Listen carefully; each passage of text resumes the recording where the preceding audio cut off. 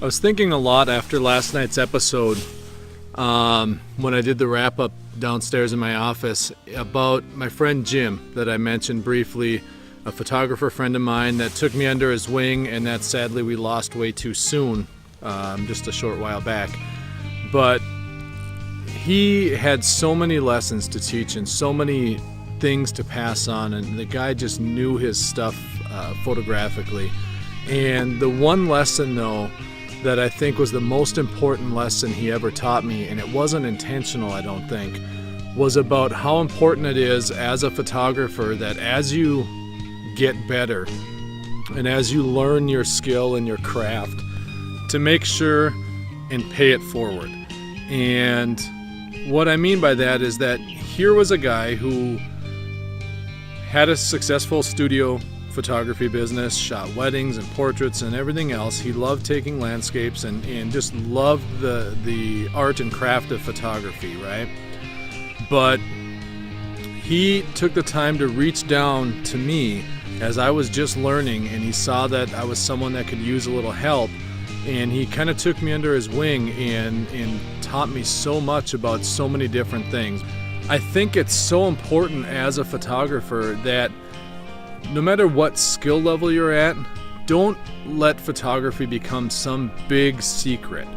Don't let what you're working on become, something that you're afraid to tell people how it happened. Because the reality is, you can tell someone step by step how to capture a shot, how to place themselves, how to frame it. And in the end, their photographs are going to come back looking so much different from yours. It doesn't matter, because everybody has a different set of eyes. Everyone has a different take on this stuff. And so there's no sense trying to keep things a secret. I know a lot of photographers, especially on the landscape side, they have places they like to go shoot that they feel are kind of these secret little spots that no one knows about, right? And they're afraid to tell people where that spot is because they're worried that if someone knows how to find that certain waterfall or that certain place, that other people will go there and make pictures. Well, you know what? To me personally, I'm all for that. I say, great, do it. Your pictures are going to look different than mine, and anyone with access to the internet can find anything. And so it's not hard to find these little locations and spots.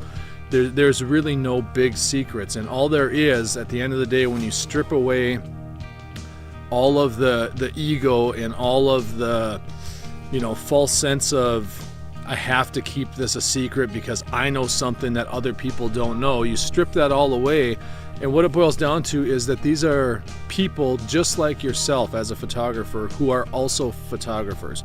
People who are looking to get better and who are looking to try and generate the best images they possibly can for whatever their reasons are. And so to me, it's something, part of the reason why I'm doing this show, I'm finding, is that I'm really enjoying being able to share little tidbits of knowledge or little places around me where I live with people that maybe don't live here, or even people that live here, just a different take on it. And also be able to possibly give a little bit of advice and maybe help someone along the way who's struggling. So that's all good, and when you help someone, the only thing that I urge you to keep in mind, don't do it to try and get recognition. Don't do it for people to pat you on the back and say, look how great I am because I help so many people. Do it because you want to do it and because it's the right thing to do. With many aspects of life, I find that the people that spend the most time bragging about all the help they give to others are the ones that do it for entirely the wrong reasons. They're doing it for recognition, they're doing it for marketing, they're doing it for whatever those personal selfish reasons are, and that's not really helping anyone. Sure, you might be passing on some knowledge that another photographer might find valuable, but what is it gaining you? And what I've found is that when I take the time to give advice or answer questions or do anything like that for another photographer that's asking my opinion, in trying to explain it and trying to teach them what's going on, or teach them about a certain technique or something like that, I learn so much more about it. So if you're going to pay it forward, which I really urge all of us to do, make sure, help each other out, because photography doesn't need to be a cutthroat game. And help each other out. And if you're going to do that, do it with an open mind and realize that there's a really good chance you're going to learn a lot in the process, and it's only going to help make you a better photographer in the end. So guys, that's it, right? Paying it forward and helping those that are coming behind you, because really this whole industry, every single one of us as photographers learned from somebody, whether you went to school for it and have a formal education, or you spent time reading blogs and books and all of that kind of stuff. I mean, we all learn from somebody, and we owe it to future generations to help them as well in any way we can. Now, that doesn't mean giving away your services for free. I'm not saying basically hold workshops non-stop without earning a penny. By all means, if you can hold classes and you can do things like that and help keep your career moving forward, or even just putting a little extra spending money in your pocket to buy new gear, absolutely nothing wrong with that. What I'm talking about when I say pay it forward is not getting so secretive and not getting so defensive when you get asked questions, and more importantly, making sure that when someone asks you a question, that you don't give them a response that's real condescending and things like that. Now, I apologize if this one sounded preachy, but it's near and dear to my heart, and it really was something that came to me and I wanted to talk about because I was thinking about that good friend of mine, Jim, that I mentioned, and just how much he did for me over the years. And unfortunately, no way to directly repay that or even thank him, and all I can do now is try and follow a mantra for myself to help those coming behind me, and anyone that asks, really.